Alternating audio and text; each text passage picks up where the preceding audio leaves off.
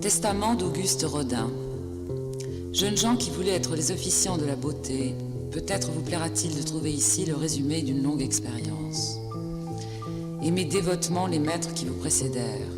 Inclinez-vous devant Phidias et devant Michel-Ange. Admirez la divine sérénité de l'un, la farouche angoisse de l'autre. L'admiration est un vin généreux pour les nobles esprits. Gardez-vous cependant d'imiter vos aînés. Respectueux de la tradition, sachez discerner ce qu'elle renferme d'éternellement fécond. L'amour de la nature et la sincérité. Ce sont les deux fortes passions des génies. Tous ont adoré la nature et jamais ils n'ont menti. Ainsi, la tradition vous tend la clé grâce à laquelle vous vous évaderez de la routine. C'est la tradition elle-même qui vous recommande d'interroger sans cesse la réalité et qui vous défend de vous soumettre aveuglément à aucun maître. Que la nature soit votre unique déesse. Ayez en elle une foi absolue. Soyez certain qu'elle n'est jamais laide et bornez votre ambition à lui être fidèle. Tout est beau pour l'artiste, car en tout être et en toute chose, son regard pénétrant découvre le caractère, c'est-à-dire la vérité intérieure qui transparaît sous la forme. Et cette vérité, c'est la beauté même. Étudiez religieusement.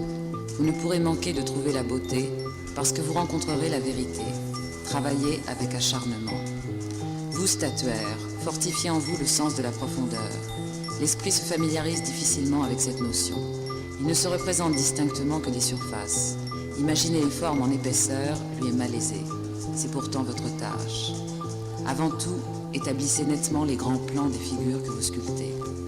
Accentuez vigoureusement l'orientation que vous donnez à chaque partie du corps, à la tête, aux épaules, au bassin, aux jambes. L'art réclame de la décision. C'est par la fuite bien accusée des lignes que vous plongez dans l'espace et que vous vous emparez de la profondeur. Quand vos plans sont arrêtés, tout est trouvé. Votre statue vit déjà.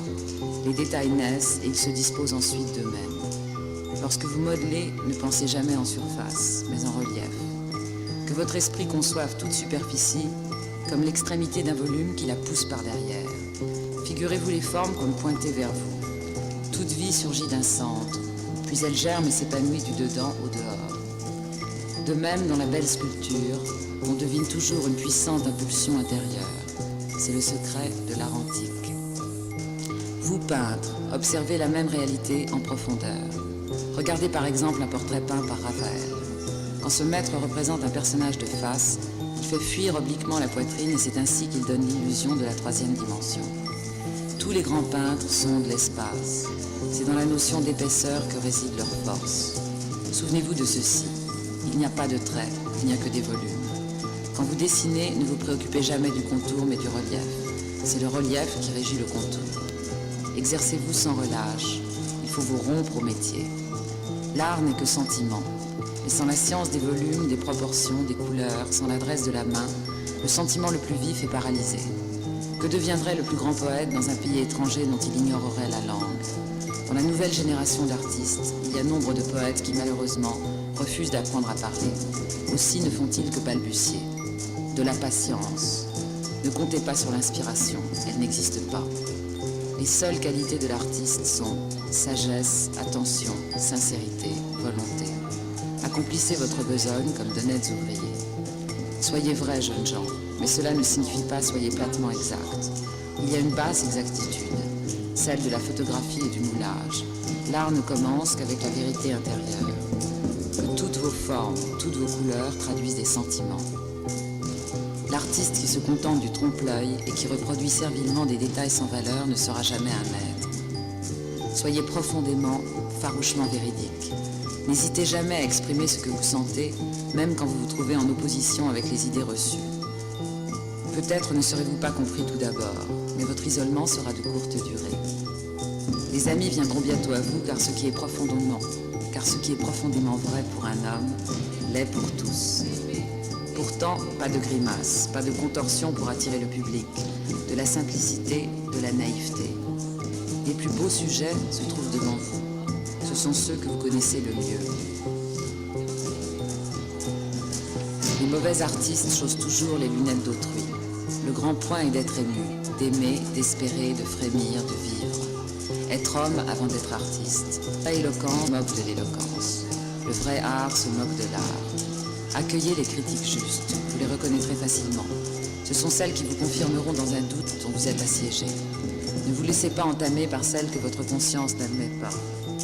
Ne redoutez pas les critiques injustes, elles révolteront vos amis et les forceront à réfléchir sur la sympathie qu'ils vous portent, et ils l'afficheront plus résolument quand ils en discerneront mieux les motifs.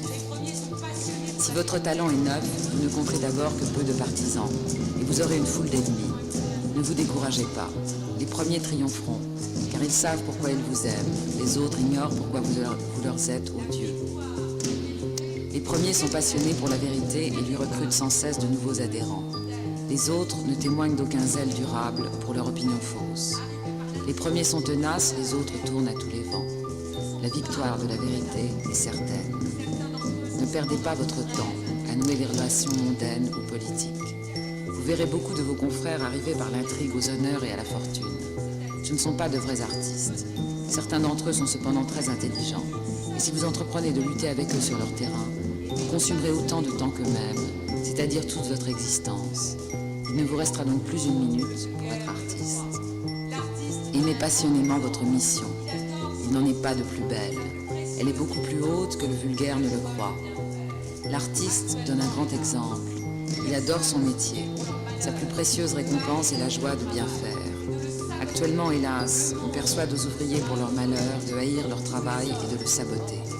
Le monde ne sera heureux que quand tous les hommes auront des âmes d'artistes, c'est-à-dire que tous prendront plaisir à leur tâche. L'art est une magnifique leçon de sincérité.